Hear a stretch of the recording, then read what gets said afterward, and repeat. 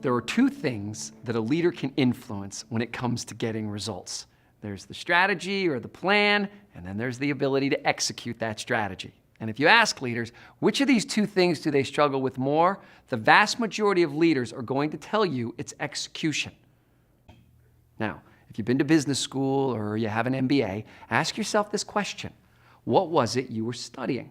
Were you studying execution, or were you studying strategy and business planning? We find it very interesting that what leaders are struggling with is not what they were educated in. Ram Charan said that 70% of strategic failures are due to poor execution of leadership. It's rarely for lack of smarts or vision. There is one overwhelming reason why execution is as difficult as it is. Within every organization, there's a clash or a rub between two forces. The one is what we call the whirlwind or the day job. This is all the energy and attention that's needed to keep the organization running today. This is what keeps your doors open. It maintains the operation. It's what people will often refer to as the real work. The other force is the goals for moving the organization forward. These two things are not the same. They're both absolutely necessary, and they do not get along.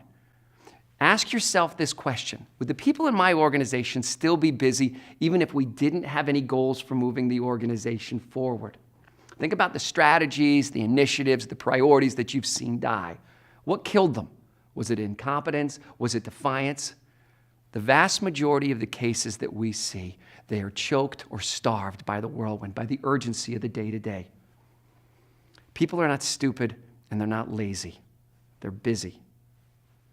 The primary characteristic of the whirlwind is urgency. It acts on you. The goals for moving the organization forward are important, but they never have the same immediacy or urgency as the whirlwind does. You have to act on them. When urgency and importance clash, urgency wins. Here's the bottom line. The challenge with execution is not simply executing on a goal. It's executing on a goal in the midst of a 100-mile-an-hour whirlwind. The 4 disciplines of execution exist solely for the purpose of helping an organization execute on its most important goals in the midst of that whirlwind. Even though these disciplines are logical and straightforward, they are not easy to implement or maintain in an organizational setting. They say easy, they do hard. And whether you're running a very simple organization or a very complex one, the good news is they always work. The first of these disciplines is to focus on the wildly important. If a team or an organization has 2 to 3 goals, in addition to the whirlwind, they're likely to achieve 2 to 3 goals.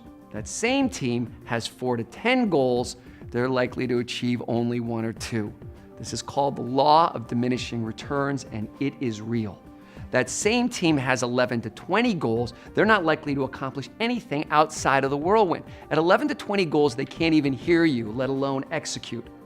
Now, while this is a simple enough idea, it's very difficult for most organizations to adhere to. Leaders are typically the ambitious and the creative type. Now, the problem with that type is they always want to do more and not less. And there will always be more good ideas than there is capacity to execute. Because of that, organizations have to say no to good ideas, and that's very counterintuitive. They like to say no to the bad ideas, not the good ideas. Said differently, in the words of Jim Collins, the enemy of the great is the good. These critical few goals that are in addition to the whirlwind are called the wildly important goals, or WIGs. These are the goals that make all the difference. Failure to achieve these goals renders any other achievement inconsequential. Here are a few of the critical rules that apply to Discipline 1.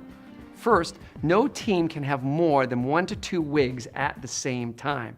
Second, the sub-WIG can be different than the parent WIG, but must ensure the success of the parent WIG. It's not enough for the sub-WIGs to align or support. The sub-WIG, or the battle, must ensure the success of the parent WIG, or the war. And finally, third, each WIG must have a clear finish line, a single statement of success, from X to Y by when. Too often, goals are defined in vague general terms with a variety of measures that only dilute clarity and accountability. In the 1950s, our struggling space program had the goal of leading the world in space exploration, and that was a fine goal, and there were lots of measures associated with it, but there was very little focus, clarity, or accountability. In '61, Kennedy said something very different. He said, "We will put a man on the moon by the end of the decade and return him safely home." When he stated that from X to Y by when, he drew a line in the sand. Accountability went up. And interestingly enough, so did morale and engagement. Within every organization that we work, whenever we move from a half a dozen or a dozen of these "we kinda ought to" goals to one or two no matter what's, there is a tangible change in morale and engagement. There's a little switch in people's heads called game on. In Discipline 1, we want to throw that switch. The second discipline is to act on the lead measure. Once a clear finish line is established in Discipline 1, the team knows how it wins or loses. It has its lag measure. The key to execution, though, is to act on the lead measure.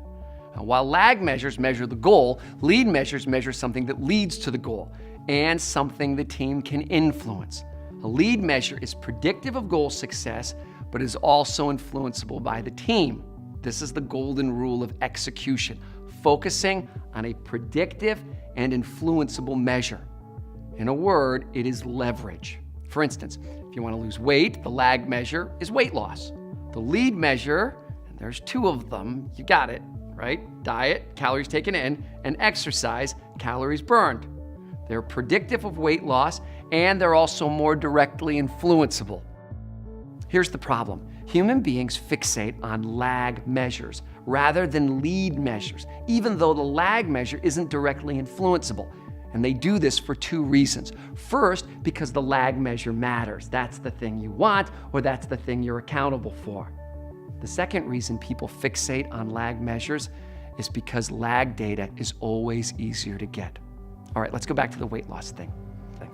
If you've got scales in your bathroom, right, you can step on those scales and in 2 seconds you know what the data is telling you. But you probably have no idea how many calories you've eaten today, and figuring out how many calories you've burned is even more difficult. Not only are lag measures easier to measure, half the time they'll chase you down. One of our clients affectionately refers to lag measures as "oh crap" measures, because when you look at them, you're either saying "oh cool" or "oh crap," but it doesn't feel like you have a lot of influence over them. As a matter of fact, if you feel like luck is playing a role in your career, it's because you're looking at lag measures. Lead measures are different for every team and every wig. For example, out of stocks in a grocery store driving store sales, compliance to safety standards driving a reduction in accidents, qualified prospects driving a monthly sales number, improved preventative maintenance and full crews driving improved plant production, number of one-on-one coaching sessions with call center reps to drive a customer satisfaction number. Your lead measures aren't always that easy to identify, and they're not always that easy to track either. This is the main reason why narrowing the focus in Discipline 1 is so critical.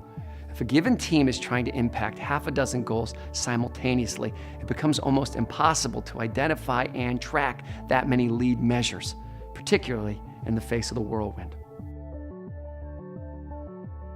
The third discipline is to create a compelling scoreboard.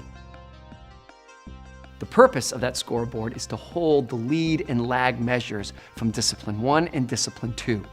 And without a scoreboard, it won't take people very long to forget what the lead measure and the lag measure actually were. Now, creating a scoreboard isn't very tricky. Creating a compelling scoreboard, that's the difficult part. It needs to feel at least a little like a game. And to do that well, there are 4 rules. First, they've got to be simple.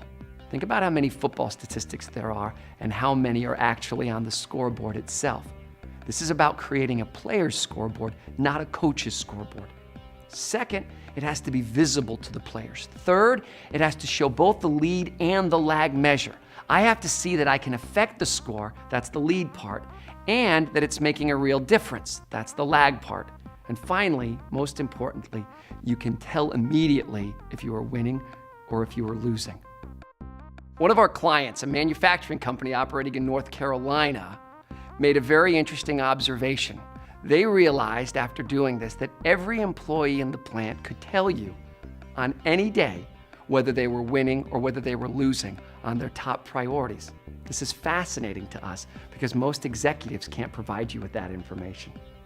By the way, that same plant is also producing twice the profits with less people than all of its sister plants. We also believe that the single biggest contributor to employee morale is whether or not a person feels they're winning at work. Just go back in your own life and think about the time when you were most engaged or most excited about what you were doing professionally, and see if at that time you didn't feel like you were winning. Disciplines 1, 2, and 3 create a winnable game for a person. Not just a game, but a winnable game. Discipline 4, create a cadence of accountability, is where the real execution takes place. This discipline revolves around a 20-minute meeting that happens every week for every team that owns a wildly important goal. It happens at the same time each week, and in this meeting, you do not discuss the whirlwind, even if the building's on fire. And every person on the team shows up thinking about the very same critical question. What are the 1 to 3 things that I can do this week in order to impact the scoreboard? In this 15 to 20 minute WIG session, each person takes just about 2 minutes to review 3 things. First, I report on last week's commitments. Did I do what I said I was going to do? Second, I review the scoreboard. Is the lead measure moving? And if so, is the lag measure responding? And finally, third, based on what the scoreboard is telling me, what am I going to do in the upcoming week to impact those lead measures? As you look at this week of time, you can see the yellow blocks are those objectives where we're trying to have an impact on the lead measure. And the blue, as you can guess, that's the whirlwind. Now, if you were to remove those yellow blocks, you can see, and you know from experience, it will not stay white. It'll turn blue, and it'll turn blue fast. The 4 disciplines is a process for driving the yellow into the blue. Folks, this is what execution looks like. One of our clients from a Fortune 500 company put it a very interesting way. She said, we don't have dragons swooping down, knocking us off our priorities. What we have are gnats every day with the gnats in our eyes. And we look back over 6 months and we haven't done any of the things we said we were going to do. The 4th discipline is gnat repellent. Let's take an example and walk it all the way through. Let's say that Bob is the manager over a number of crews in a construction company where the wildly important goal is safety. And in his slice of the meeting, he's going to do those 3 things. First, he's going to report on the commitments he made last week. Commitments he either completed or didn't complete. Second, he's going to look at the scoreboard, and this is the critical part. On the scoreboard, he'll see the lag measure or the wildly important goal, which in this case is the incident report.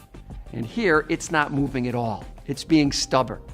He also looks at the lead measure, which the organization has said is compliance to 8 safety standards.